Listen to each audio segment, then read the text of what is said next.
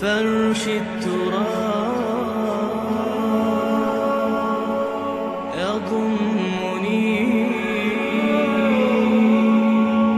وهو غطاء۔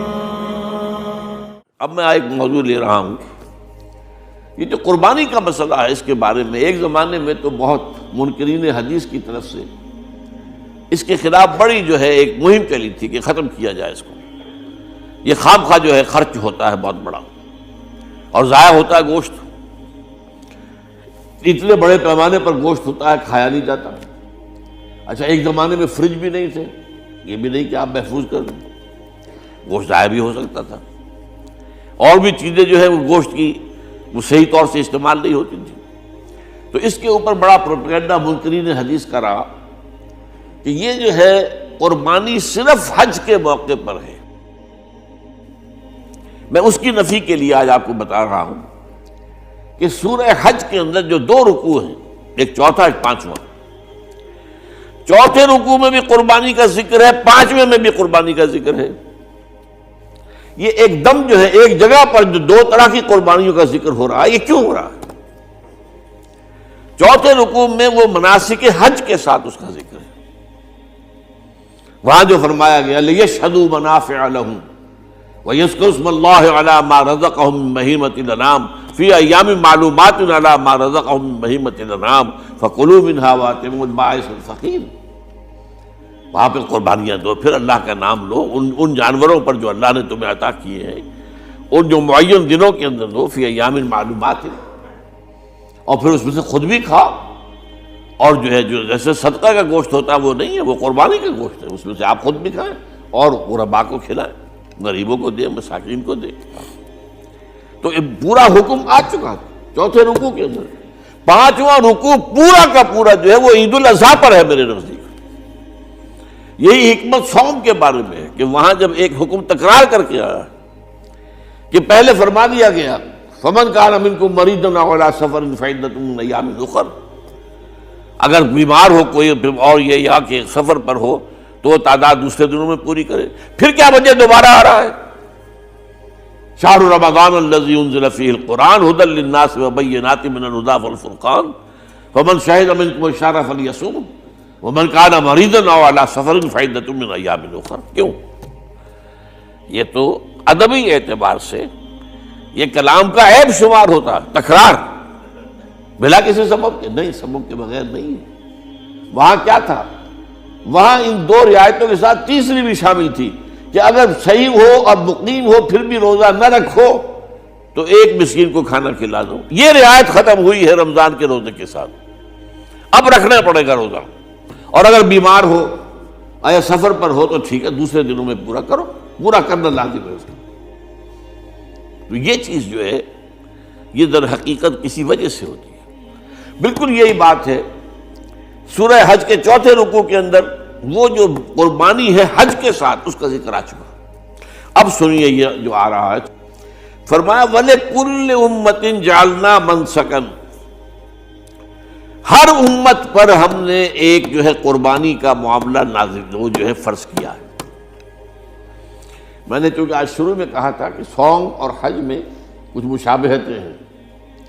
دیکھیے صوم کا حکم بھی آیا تھا تو کس طور سے آیا تھا؟ یا ایھا الذین آمنوا کتب علیکم الصیام کما کتب علی الذین من قبلکم لعلکم تتقون، اہل ایمان تم پر روزہ رکھنا فرض کیا گیا جیسے کہ فرض کیا گیا تھا ان پر جو تم سے پہلے تھے۔ یہاں پر اسی حوالے سے بات ہو رہی ہے کہ اے مسلمانوں، یہ قربانی صرف تم پر فرض نہیں کی جا رہی، یہ تو ہر امت پر، ہر نبی ہر رسول کی امت۔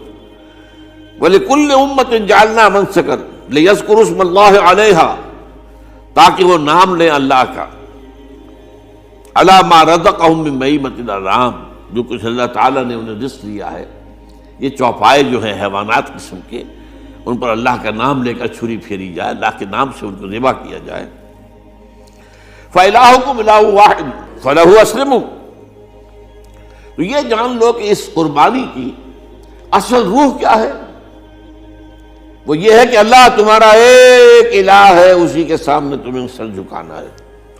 یہ روح تقویٰ اگر نہیں ہوگی تو یہ قربانی بے معنی ہو جائے گی۔ نماز و روزہ و قربانی و حج یہ سب باقی ہیں، تو باقی نہیں ہے۔ جب اللہ تعالیٰ کے ساتھ تعلق نہیں ہے تو یہ ساری چیزیں ریچولز بن جائیں گی۔ اب یہ بھی ہوتا ہے، 20-25 ہزار کے بکرے جو ہیں وہ لوگ لیتے ہیں، پھر ان کو گھماتے ہیں، پھراتے ہیں، ان کے اوپر ریشمی چادریں چڑھاتے ہیں، جو ہے وہ مہندی لگا کر، بہرحال وہ چیزیں جو ہیں یہ اظہار اس طرح کا یہ تو پسندیدہ نہیں ہے۔ تو یہ تو لوگوں کو دکھانے کی بات ہے اور اپنے پیسے کی جو ہے اپنی دولت کے اظہار کا ایک ذریعہ ہے، لیکن یہ کہ بہرحال قربانی انسان کرے اور یہ کہ اس کے اندر روح جو ہے تقویٰ کی وہ موجود ہوگی۔ فَإِلَٰهُكُمْ إِلَٰهٌ وَاحِدٌ فَلَهُ أَسْلِمُوا وَبَشِّرِ الْمُخْبِتِينَ، اور اے نبی ان لوگوں کو بشارت دے دیجئے کہ جو اللہ کے سامنے جھکے رہتے ہیں، خشوع اور خضوع کی شکل اختیار کرتے ہیں۔ الَّذِينَ إِذَا ذُكِرَ اللَّهُ وَجِلَتْ قُلُوبُهُمْ، وہ لوگ کہ جب اللہ کا نام لیا جائے تو ان کے دل لرز اٹھتے ہیں۔ وَالصَّابِرِينَ عَلَىٰ مَا أَصَابَهُمْ، اور صبر کرنے والے جبکہ اس چیزوں پر کہ جو اللہ کی طرف سے ان پر آ گئی، وہ مصیبتیں، کوئی تکالیف۔ والمقیم الصلاۃ، اور نماز کو قائم کرنے والے۔ ومما رزقناہم ينفقون، اور جو کچھ ہم نے انہیں دیا ہے اس میں سے خرچ کرنے والے۔ یہ ایک نظام ہے پورا کا پورا جس آیت میں بیان کر دیا گیا، اس کا ایک جز جو ہے وہ یہ بھی ہے وَلِكُلِّ أُمَّةٍ جَعَلْنَا مَنسَكًا، یہ قربانی کا معاملہ جو ہے یہ بھی ہم نے ہر امت کے اوپر فرض کیا، ہر امت جو ہے اس کے اوپر لازم کیا گیا، اور اے مسلمانوں آج تم پر بھی لازم کیا جا رہا ہے۔ وَالْبُدْنَ جَعَلْنَاهَا لَكُم مِّن شَعَائِرِ اللَّهِ، اور یہ جو قربانی کے اونٹ ہیں، یہ خاص طور پر چونکہ عرب میں تو اونٹ کی قربانی ہوتی تھی، دوسرے جانور تو وہاں کم ہوتے ہیں، اور بہرحال ان کی قیمتی متاع بھی اونٹ ہے۔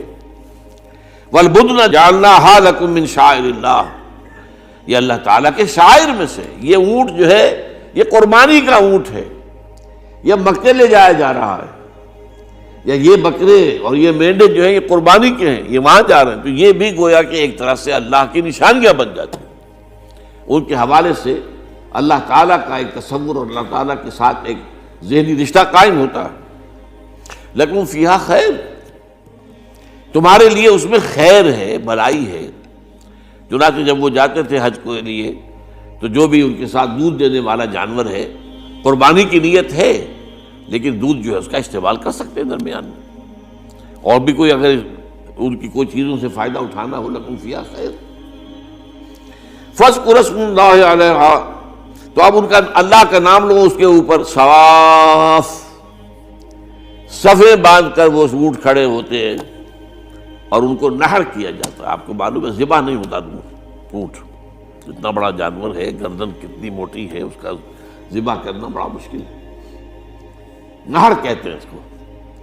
کھڑا ہے اونٹ اور ایک برچھا، چھوٹا سا برچھا ہے جو اس کے یہاں گردن کے یہ جہاں آ کر دونوں ہنسلیاں ملتی ہیں وہاں پر مارا جاتا ہے، اور یہاں سے جو بہت بڑی وین ہے وہ در حقیقت ایورٹا، وہ جو ہے ختم ہوتا ہے، تو وہاں سے خون کا پھر فوارہ آتا ہے، اور اس کے بعد پھر وہ اونٹ کھڑا کھڑا وہ رفتہ رفتہ اس کا جب خون نکل جاتا ہے تو وہ کمزور ہو کر نیچے گر جاتا ہے۔